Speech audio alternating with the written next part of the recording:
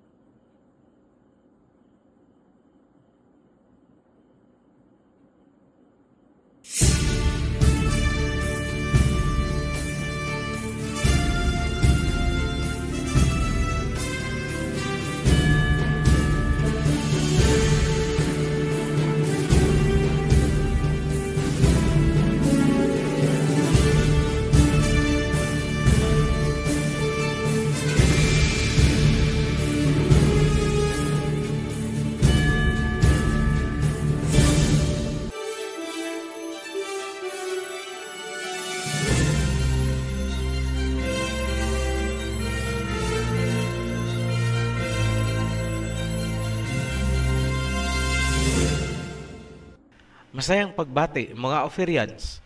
Bilang paggunita ng Feast of Tabernacles, inihahatid ng OHC ang isang natatanging mensahe, bird's eye view ng mga mangyayari mula sa kasalukuyan hanggang sa susunod na 1,000 years.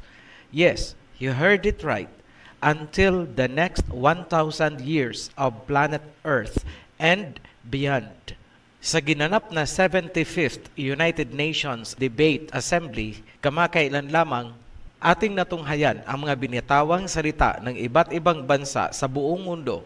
Hindi nagkamali ang political analysis and projections na aming ginawa sa mga nakaraang video.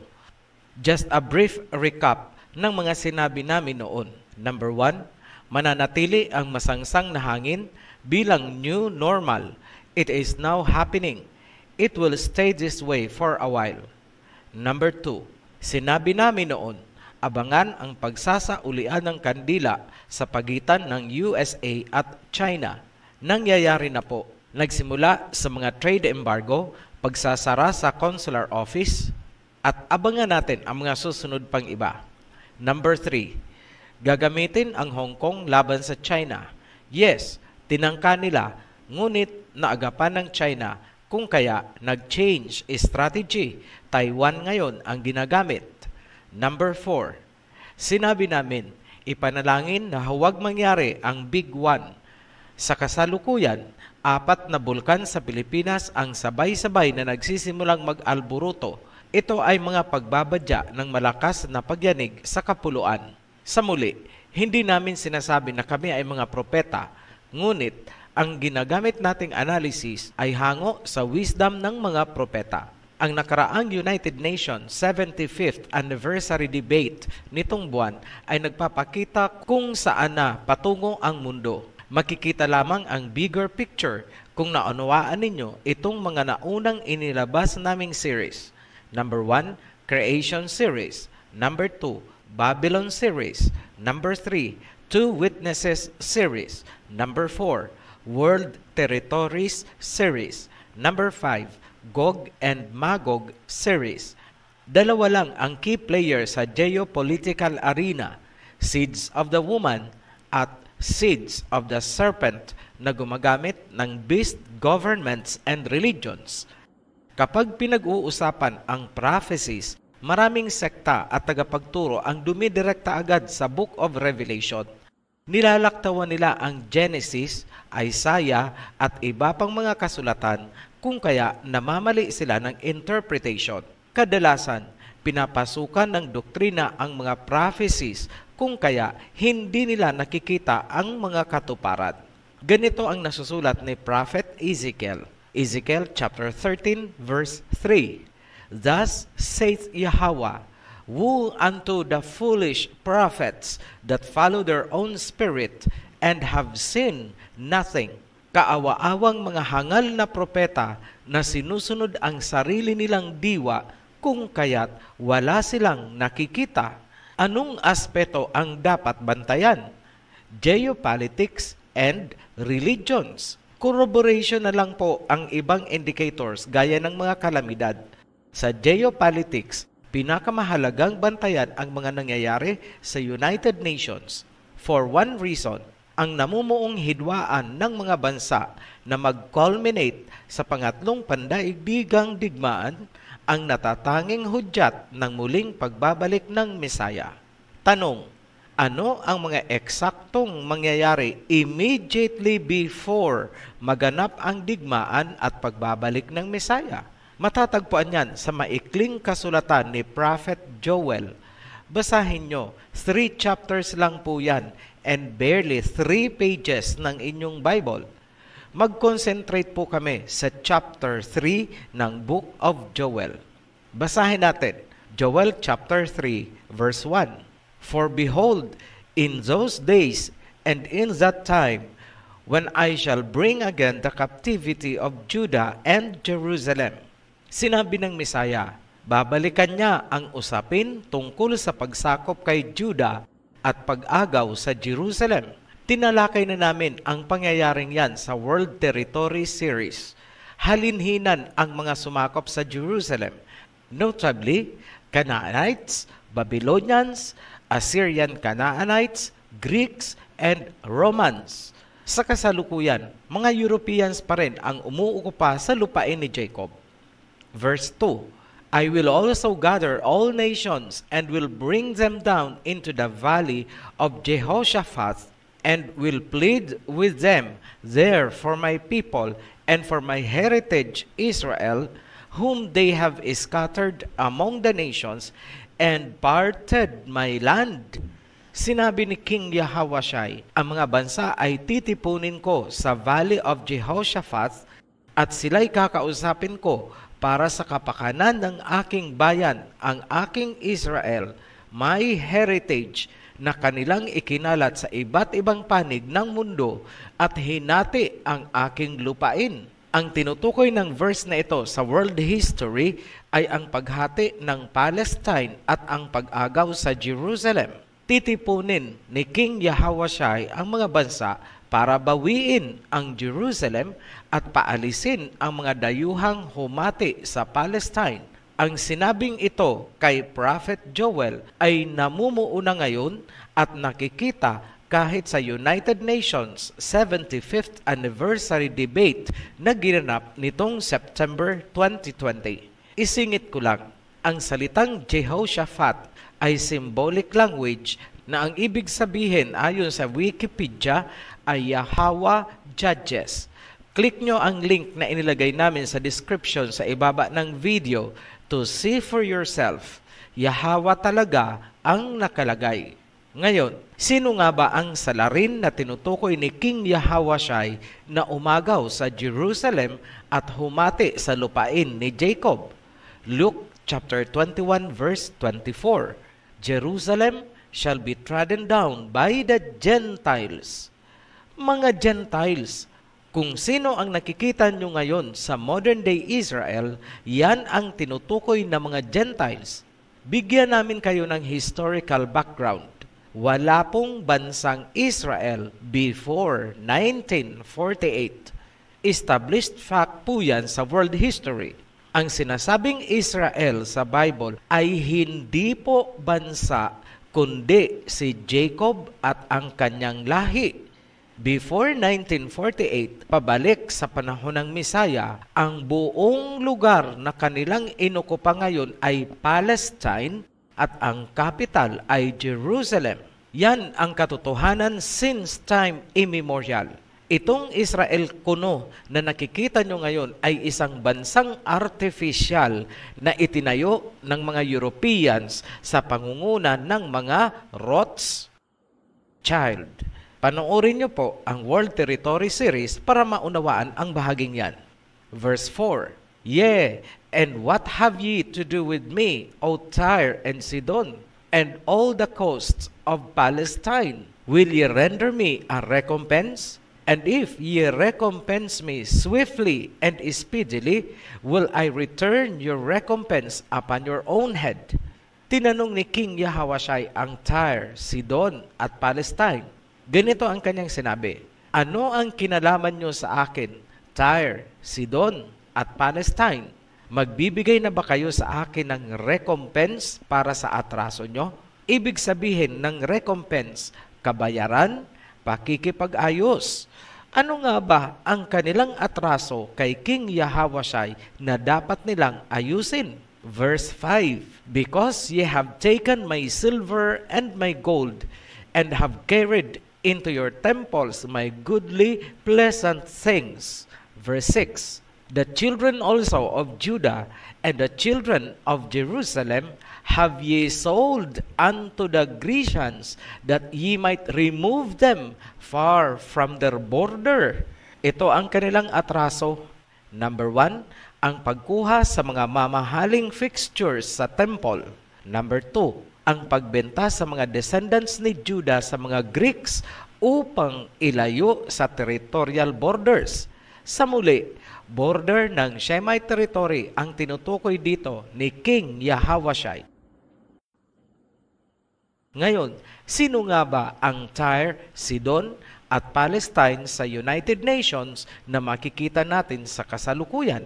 Linawin namin sa inyo, hindi lamang ang literal na lupain ng maliit na city ng Sidon at Tyre ang tinutukoy ng verse, kundi ang lahi ng mga tao at civilization kahit saan sila napunta ngayon. Para mas malinaw, kunwari, ipagpalagay natin na ang lupain ng Tyre at Sidon ay wala na, lumubog na sa tubig. Ngunit kung buhay pa rin ang kanilang lahi at civilization, sila pa rin ang tinutukoy na Tyre at Sidon. Hindi po ang lupa na lumubog ang tinutukoy. So biblically, maaaring ang Tyre at Sidon na tinutukoy ay nasa Turkey, Lebanon, Syria at iba pang lugar na nakapaligid sa Jerusalem. Ang Palestine is maintained ang identity dahil sila mismo ay nasa silangan ng Jerusalem. Ano ang tugon nitong mga bansa sa salita ni King Yahawashai? Are they making a recompense? Nakikipagkasundo na ba sila sa tribe ni Judah bilang kabayaran sa kanilang mga atraso? Ang kanilang tugon sa mandato ni King Yahawashai ay makikita sa kanilang paninindigan sa United Nations tungkol sa Israel at Palestine issues. Bago ko ibigay ang sunod na verse, mag-warning kami tungkol sa salitang Gentiles na ginamit ng King James Version. Hindi po Gentiles, kundi nations ang nakasulat sa ibang versions. Tandaan, ang nag-translate ng ating Bible ay mga Europeans. Lagi nilang pinalalabas na tayo ang Gentiles, which is hindi po totoo kung naunawaan nyo lamang ang world territories at ang family tree mula kay Noah. We are not the Gentiles. Ano ang mandato na ibinigay ni King Yahawashai sa mga bansa? Ituloy natin sa verse 9. Proclaim ye this among the nations. Prepare war. Wake up the mighty men. Let all the men of war draw near. Let them come up. Multitudes, multitudes in the valley of decision. For the day of Yahweh is near in the valley of decision. The sun and the moon shall be darkened, and the stars shall withdraw their shining. Sabihin sa mga bansa, maghanda para sa digmaan, ipunin ang mga kalalakihan. Maliwanag, ipinag-utos ni King Yahawashai ang gaganaping digmaan. Futuristic po ito kasi never pa in history nangyari na dumilim ang araw, ang buwan at mga bituin sa panahon ng digmaan. Verse 17, So shall ye know that I am King Yahawashi, dwelling in Zion, my holy mountain. Then shall Jerusalem be holy, and there shall no strangers pass through her anymore. Para malaman nyo na ako si King Yahawashi na nananahan sa Zion, ang aking banal na mountain. Sa ganon, wala nang mga dayuhan na aapak sa Jerusalem. Ano ang purpose ni King Yahawashi para sa digmaan? Number 1, bawiin ang Jerusalem para hindi na ito yuyurakan ng mga dayuhan na ayon sa Luke 21 verse 24 ay mga Gentiles. Number 2, iganti ang Jacob Israel, lalo na ang tribe ni Judah na ibinenta ayon sa verse 6 kanina. Malinaw, ang pinaka-ultimate goal ng pangatlong pandaigdigang digmaan ay ang pagbawi sa Jerusalem para makauwi ang tribes of Israel. Ito ang tinatawag sa Bible na restoration of the fortune of Jacob. Para matupad ang restoration, kailangang palayasin ang mga hintil na naghuhudyo-hudyuhan sa Jerusalem ngayon. Ano ang tugon ng mga bansang nakapaligid sa Jerusalem?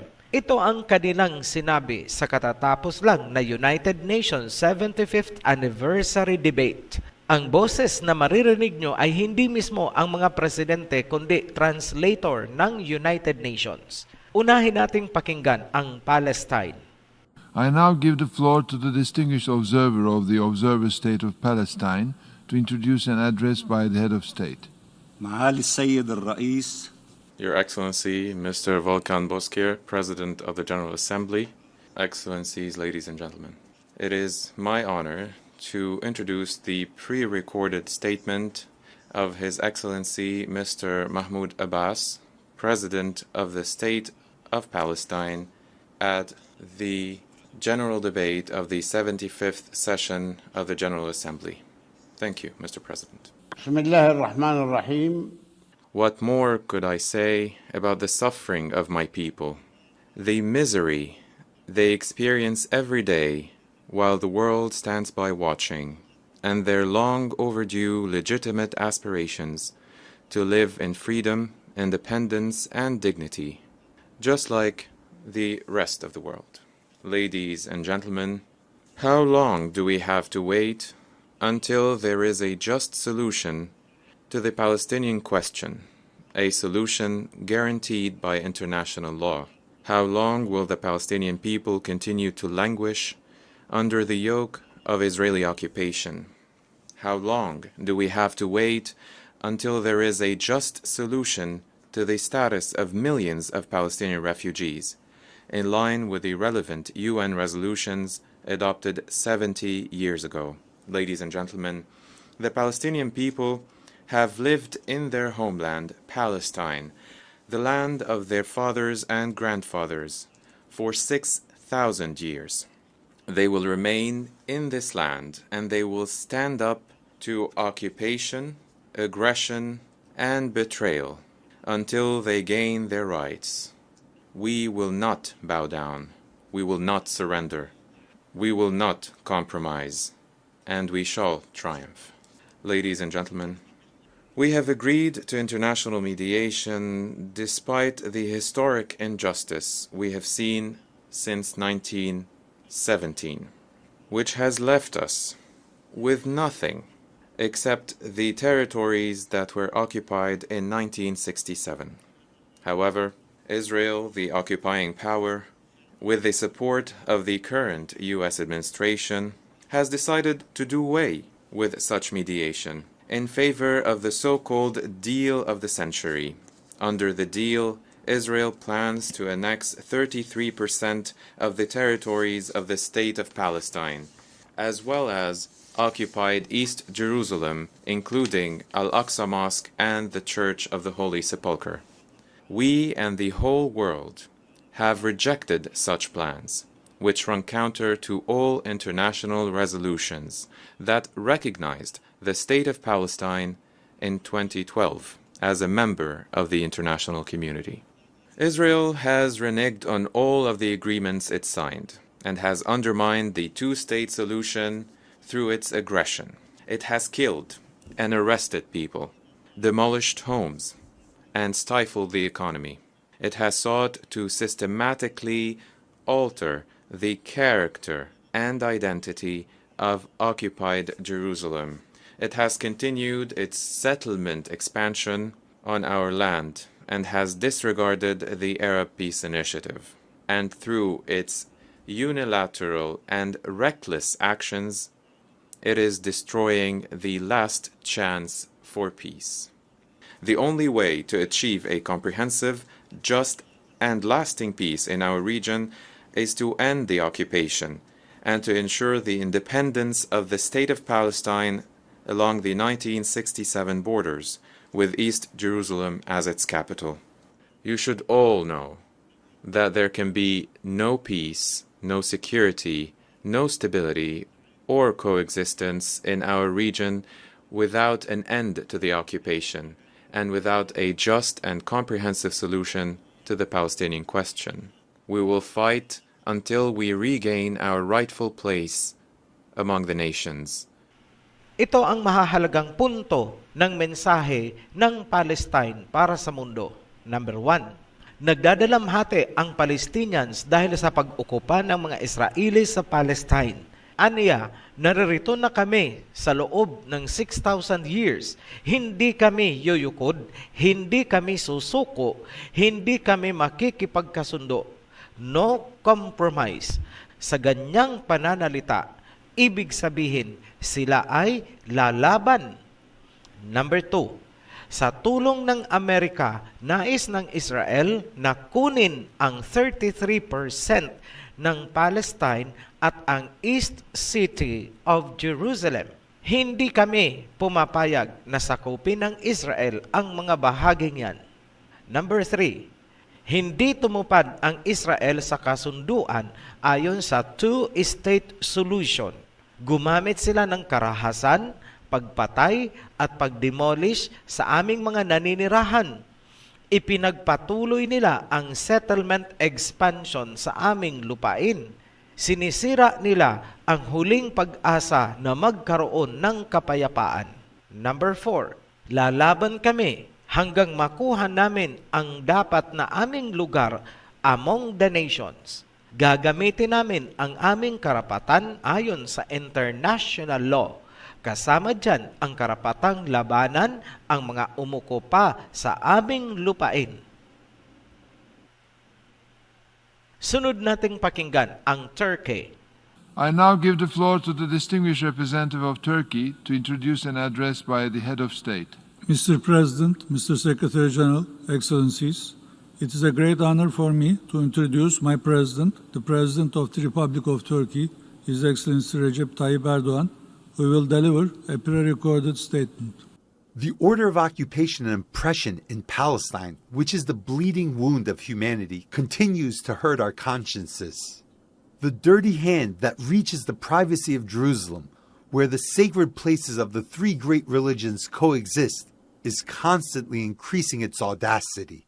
The Palestinian people have stood up against Israel's policies of oppression, violence, and intimidation for more than half a century. Upon rejection of the document of surrender, which was tried to be imposed on Palestine under the name of the Deal of the Century, Israel this time accelerated its attempts to have the inside track with the help of its collaborators. Turkey will not support any plan that the Palestinian people do not give consent to. Participation of some countries of the region in this game does not mean anything beyond serving Israel's efforts to erode basic international parameters.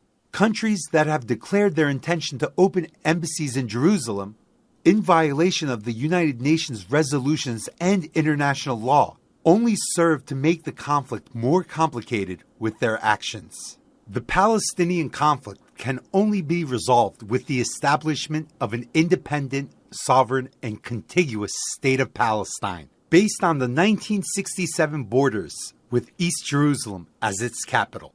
Seeking solutions other than this are in vain, one-sided, and unjust. With our Asia New initiative, we will give our relations a new dynamism in our current time when the pendulum of history is shifting again towards Asia. We have also gained significant momentum in our relations with Africa, with which we have humanitarian and historical ties connecting our close geographies. We plan to implement projects aimed at strengthening Africa's capacity at the third Turkey-African Union Partnership Summit that we intend to hold in Turkey next year.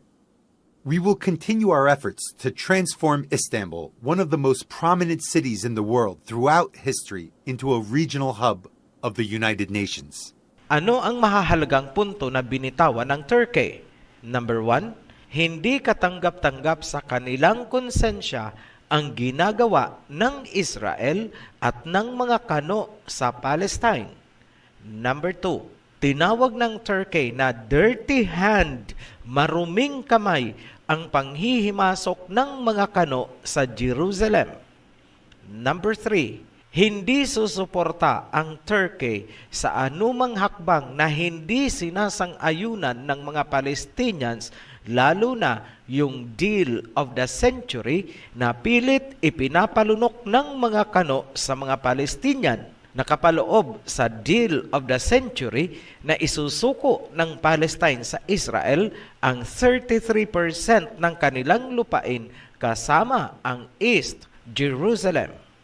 Number 4, sinabi ng Turkey, ang tanging paraan para marisolba ang issue sa pagitan ng Israel at Palestine ay ang pagbibigay ng independence at recognition sa State of Palestine bilang isang sovereign nation. Ang anumang hakbang liban dito ay hindi makatarungan. Number 5, sa pamamagitan ng Asia New Initiative, pag-iibayuhin ng Turkey ang kanilang relasyon sa Asia, Shemites at African Union. Tandaan, sa ating plating, Turkey ang pinakadulo ng Shemite territory. Beyond the line ay Europe na. Number 6, gaganapin ang Turkey-African Union Summit next year na may layuning palakasin ang kakayahan ng Africa. Number 7, sisikapin ng Turkey na mai-transform ang Istanbul bilang regional hub ng United Nations, meaning magkakaroon ng hub ang UN sa loob ng Shemite territory at hindi sila aapak sa lupain ng mga kano. Safe. Pakinggan naman natin ang mensahe ng Iran. I now give the floor to the distinguished representative of the Islamic Republic of Iran to introduce an address by the head of state. Thank you, Mr. President, Mr. Secretary General. I have the honor to introduce the pre-recorded statement of His Excellency Dr. Hassan Rouhani, the President of the Islamic Republic of Iran. In the name of God, the compassionate, the merciful, all praise belongs to the Almighty God, and peace and blessing upon His Prophet and his household and companions. Excellencies, ladies, gentlemen, the footage broadcast to the world concerning the treatment of an African American by the US police is reminiscent of our own experience. We instantly recognized the feet kneeling on the neck as the feet of arrogance on the neck of independent nations. We stood with the people of Iraq against Saddam tyranny, US occupation, and Daesh savagery.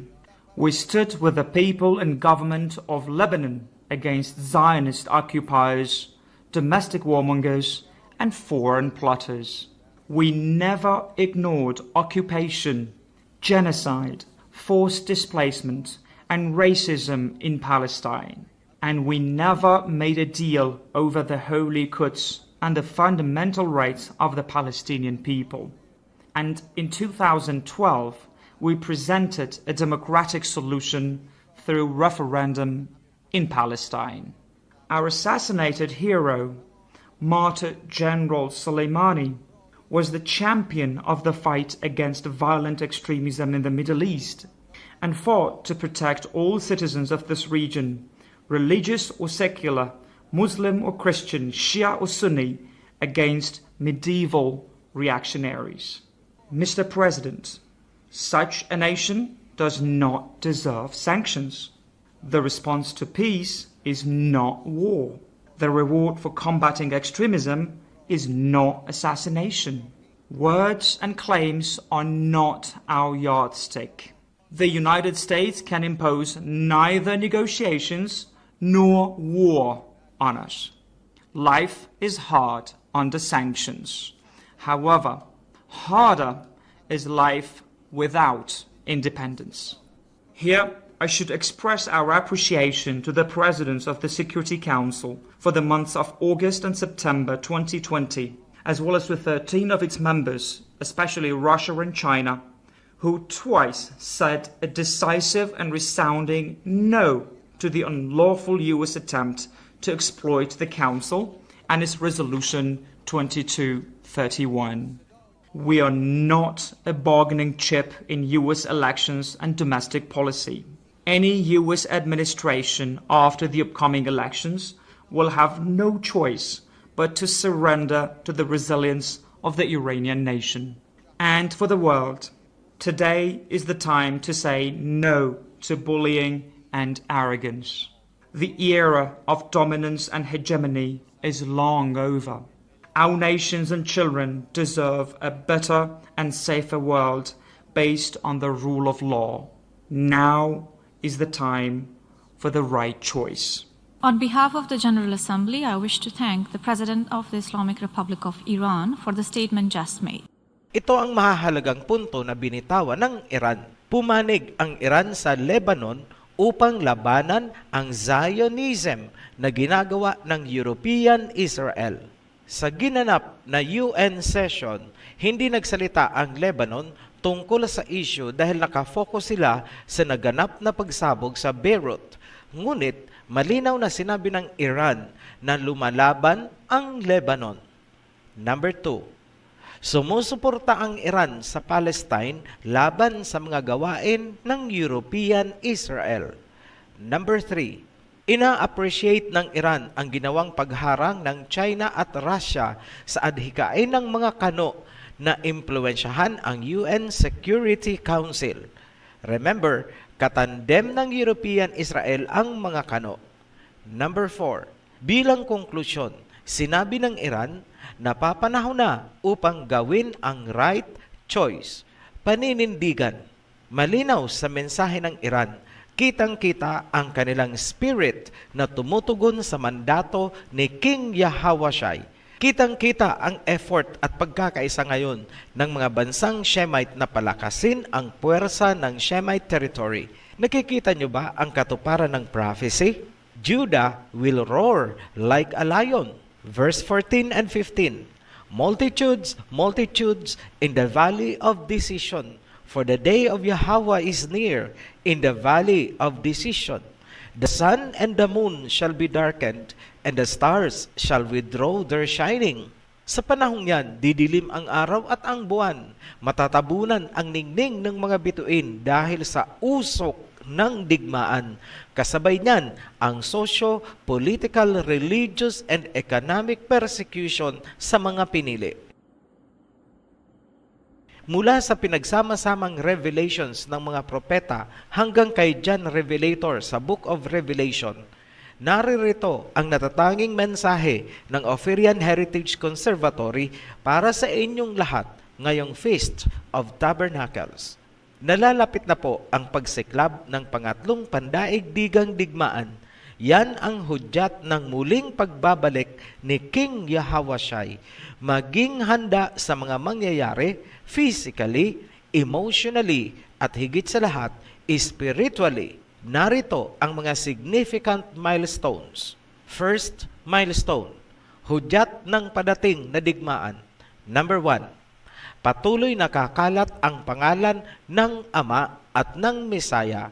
Magigising ang mga lost tribes ni Jacob worldwide. Maglalabasan sila mula sa mga religions at babalik sa tamang pananampalataya ng kanilang ancestors. The name of Yahweh will be glorified. Number 2, maitatayo ng mga Gentiles ang kanilang third temple sa Jerusalem. Ipapatupad ng United Nations sa mga member countries na lahat ng tao ay kailangang magpa-member lamang sa mga religion or sekta na accredited ng Ecumenism or World Church Council. Ang kanilang magiging sentro ay ang third temple ng mga Gentiles sa Jerusalem, kung saan ipoproklama nila ang kanilang Messiah.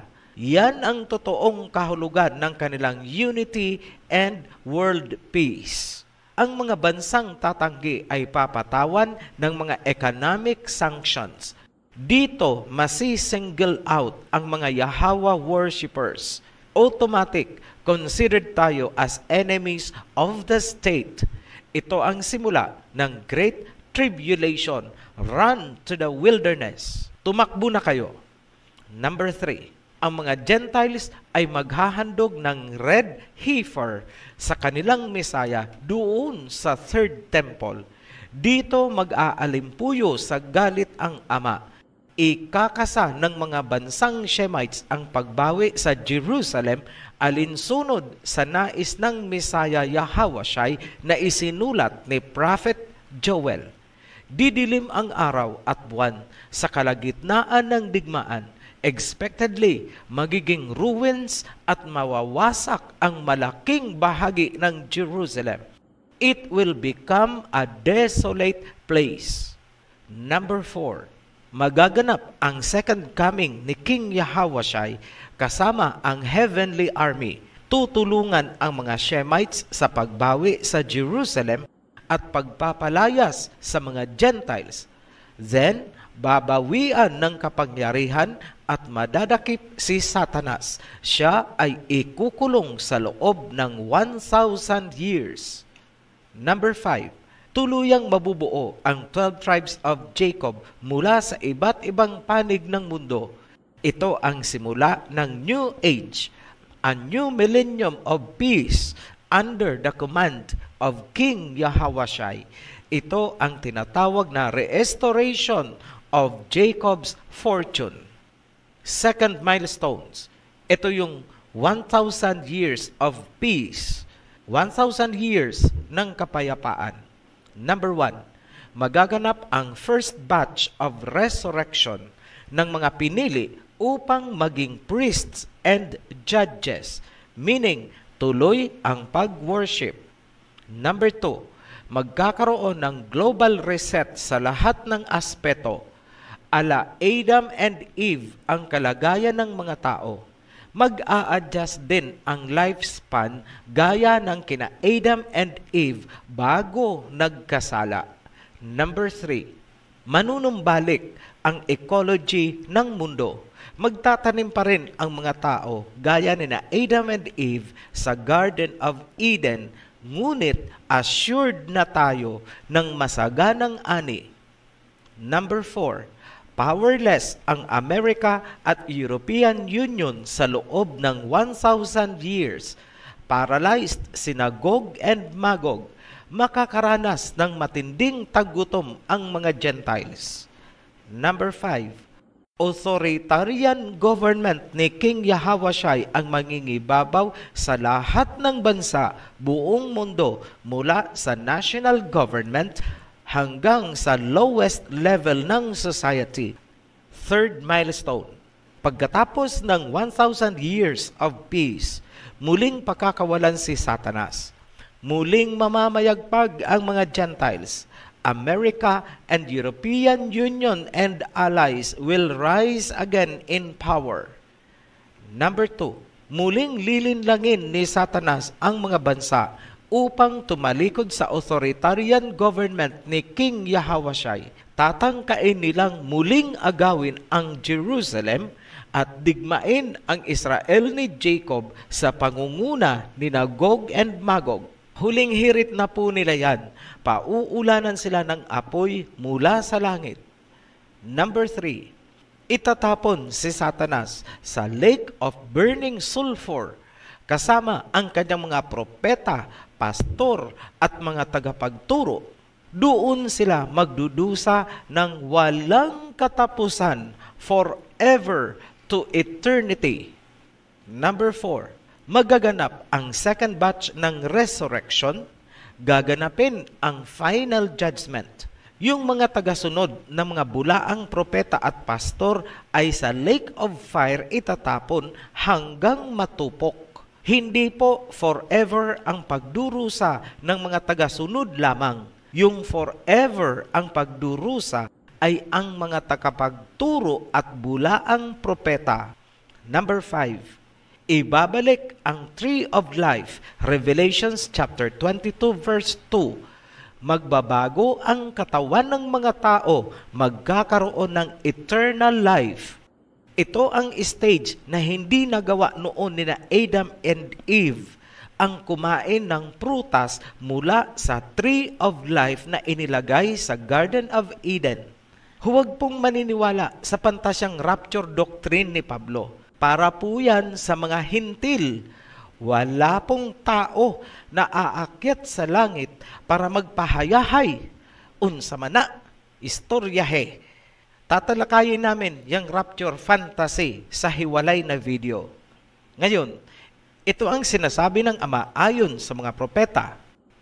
Ang millennium ay revival ng panahon ni Adam and Eve. Ang binaliwala nilang bunga ng tree of life sa simula ay kailangang balikan ng sangkatauhan sa katapusan. Ang kinaligtaang proseso ay hindi pwedeng laktawan, kailangang tapusin. Kung saan nadapa sina Adam, doon babangon ang woman's seeds. Ang wakas ng lahat ng pagdurusa at kamatayan ay nasa simula. Ako ang Genesis at ako ang Revelation.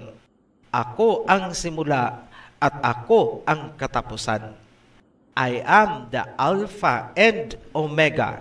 Besides me, there is nothing. In the beginning was the Word, and the Word became flesh and tabernacled among us. Yan ang salita ng Ama. Happy Feast of Tabernacles 2020. Muli kaming nagpapasalamat sa mga patuloy na sumusubaybay at sumusuporta sa Oferian Heritage Channel. Sa mga bagong baptized, welcome to the Covenant. Sa mga new subscribers, welcome to the channel. Panoorin niyo po ang The Guide para alam niyo ang sunod-sunod na mga videos at series na dapat panoorin. Ang link ay ibinigay namin sa description sa ibaba lamang po nitong video. Para sa lahat, be blessed. Shalom. At kung kayo po ay nasiyahan at nasagot ang inyong mga katanungan sa inyong panonood, ay pakishare lang po at follow the link lang po nasa baba po. Maraming salamat po. Be blessed.